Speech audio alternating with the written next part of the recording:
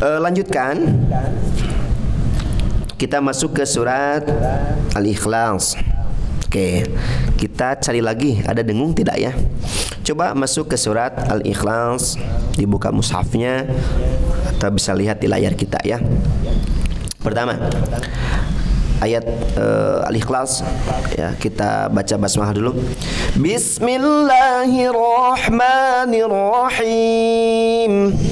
Qul huwallahu ahad. Ada dengung tidak? Tidak ada ya.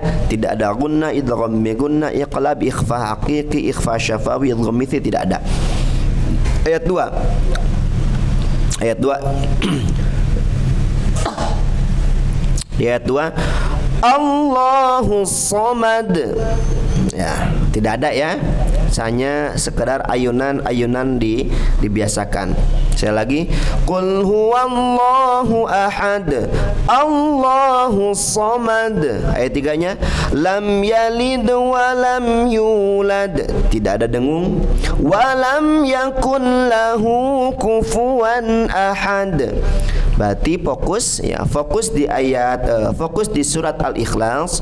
Dengung tidak ada. Tidak ada bacaan yang ditahan 3 harakat, tapi kita konsentrasi fokus di ayunan-ayunan itu, di mad tabi'i atau kita sering menyebutnya mad asli ya. Bukan ditahan, diayunkan 2 harakat. Coba ya, kita biasakan dengan ayunan. Qul huwallahu ya, tebal ya, tafkhim. Lafaz Allah dibaca tafkhim. Qul huwallahu ahad. Allah.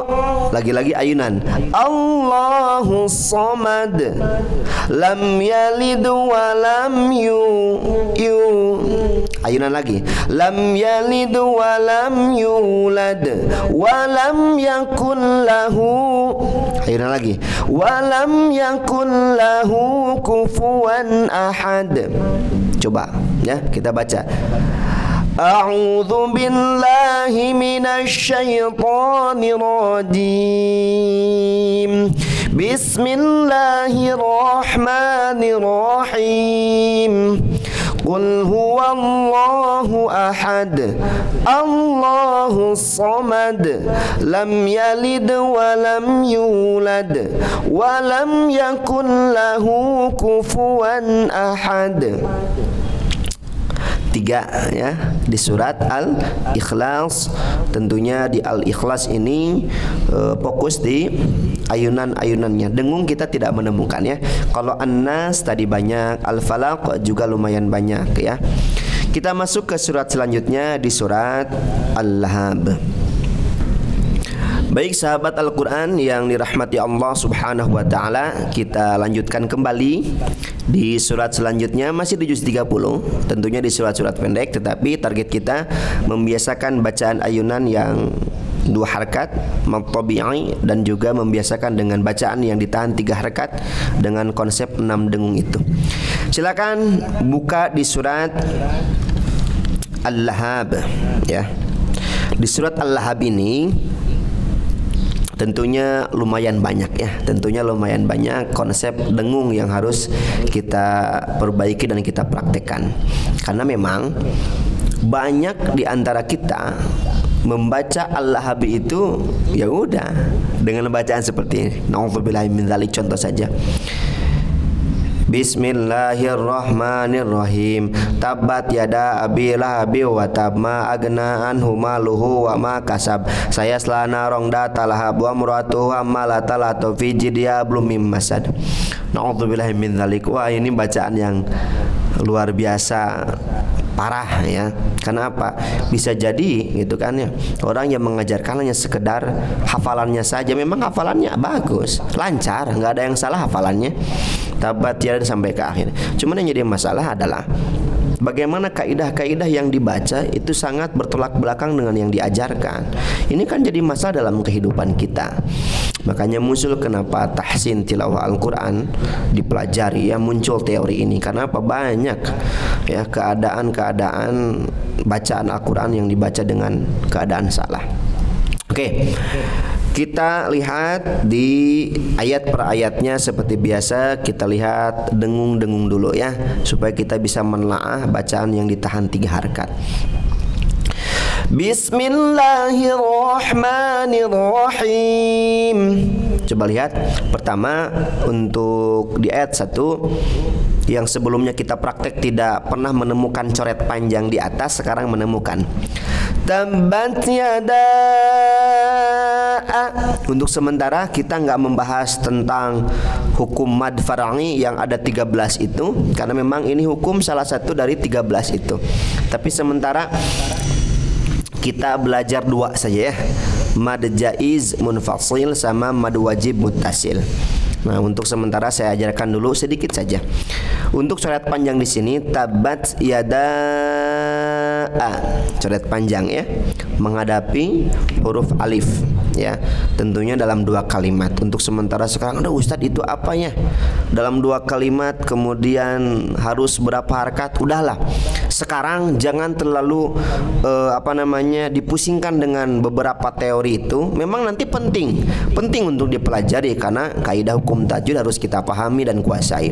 Tapi untuk sekarang, untuk pemula terutama, praktekkan saja dulu. Kalau sudah prakteknya bagus, baru nanti kita akan memahami dengan teori-teori, dikuatkan dengan teori. Di sini pokoknya 4 harakat. Ustadz katanya tadi diayunkan. Diayunkan itu kalau tidak ada coret panjang. Coba lihat di layarnya. Ada kan tabat yada a, ada coret panjang di sana. Ya, berarti ada 4 harakat di sana. Kalau biasanya diayunkan, sekarang jangan diayunkan, tapi panjangkan 4 harakat. Oke, contoh. Tabat yada abi lahabin wa tabb. Tabat yada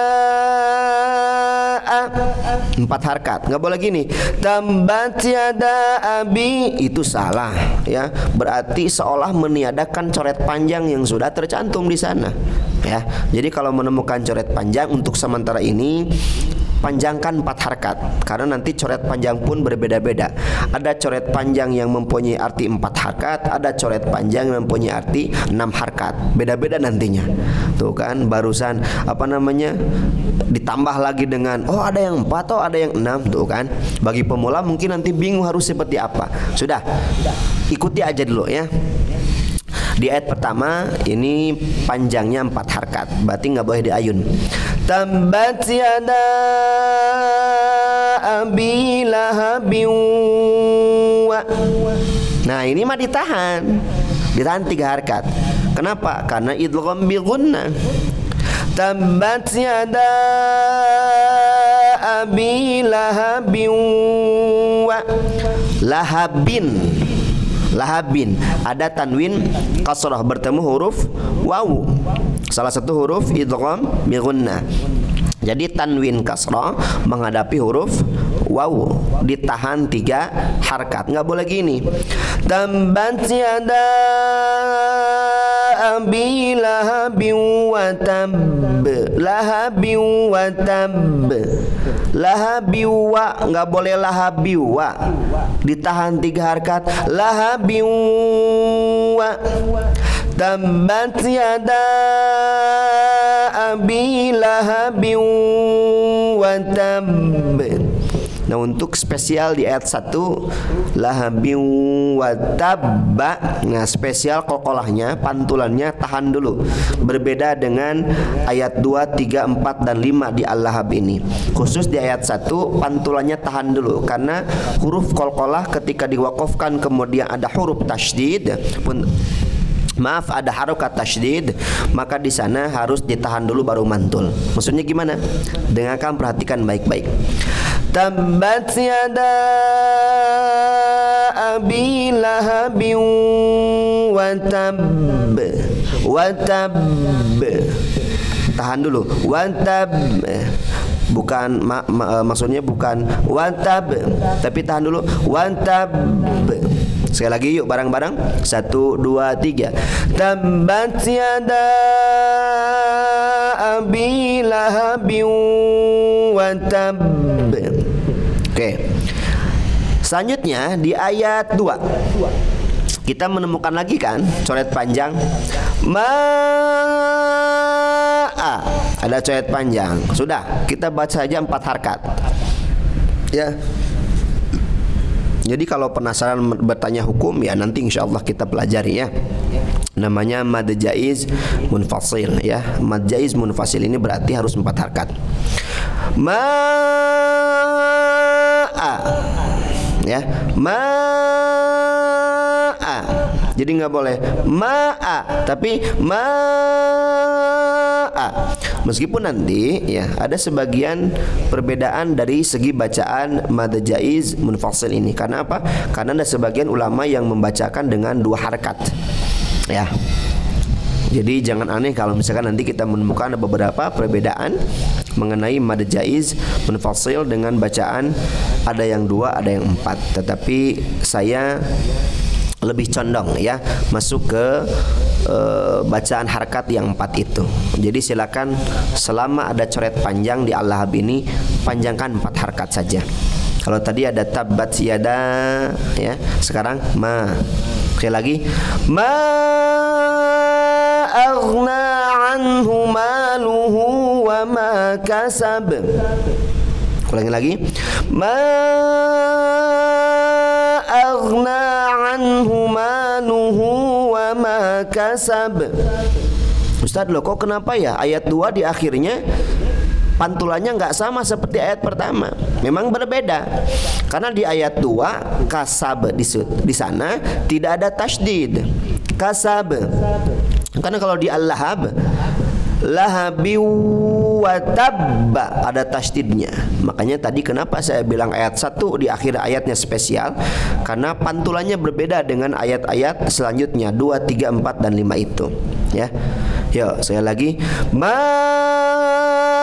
aghna anhu maluhu wa ma kasab. Jadi pantulannya natural saja, nggak boleh ditahan dulu ya. Yuk ulang lagi ma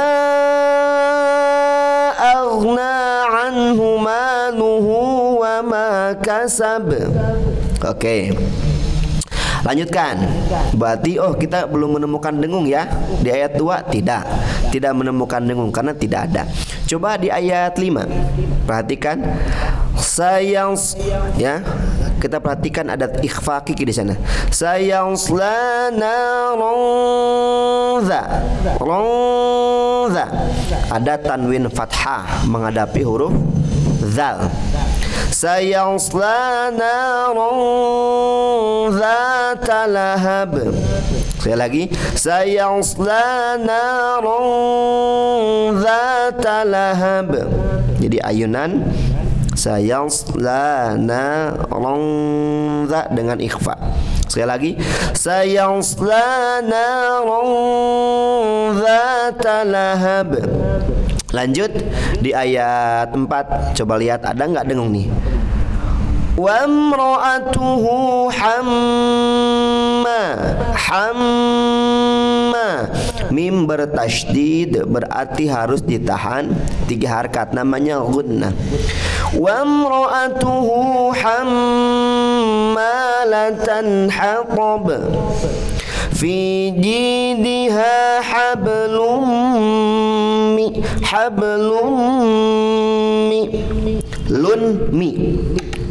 idgham bi gunnah ya, tanwin dhamma menghadapi huruf mi ya, huruf mim. Fi jidha hablum mimma. Lagi-lagi dengung ya. Lagi-lagi dengung. Maksudnya lagi-lagi bacaan yang ditahan 3 harkat. Ya, sama idgham bi gunnah. Cuman sekarang nun sukun. Kalau tadi hablun mi tanwin menghadapi mim, sekarang min ma nun sukun menghadapi ma. Fi jidha hablum mim masad. Yuk, kita kembali dari awal surat. Coba ta'awudz lagi ya. Jadi ta'awudz itu supaya bisa mengembalikan lagam kita atau ayunan kita. Meskipun boleh langsung basmalah, tapi kita kembalikan supaya ayunan-ayunannya terjaga dengan dimulai dengan ta'awudz itu. Yuk. 1, 2, 3. A'udzu billahi minasy syaithanir rajim. Bismillahirrahmanirrahim. Tabbat yada abi lahabin wa tab. Ma aghna anhu maluhu wa ma kasab.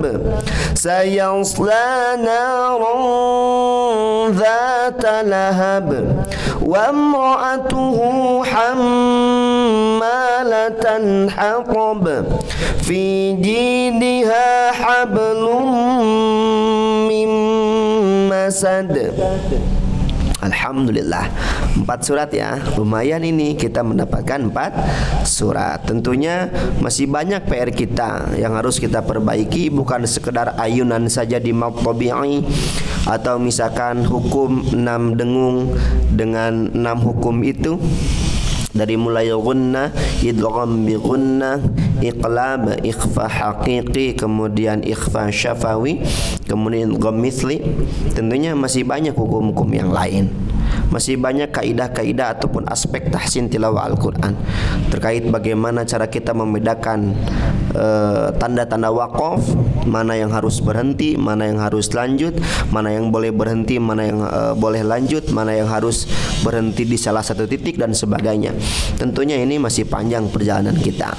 Kemudian juga bagaimana cara kita menelaah, mengkaji sifatul huruf dan juga makharijul huruf, ya, tempat dan juga sifatnya. Oke, sesuai janji saya di awal video tadi, saya menjanjikan insyaallah di pertemuan kali ini kita membahas 2 materi saja. Yang pertama barusan dengung, alhamdulillah kita dibaca di surat An-Nas, Al-Falaq, Al-Ikhlas, kemudian Al-Lahab. Sekarang di materi yang kedua tentang apa? Tentang gambaran saja, ya, tidak akan semuanya. Gambaran secara garis besarnya bagaimana sih cara mempraktekkan terkait aspek makharijul huruf dan sifatnya dalam bacaan kita.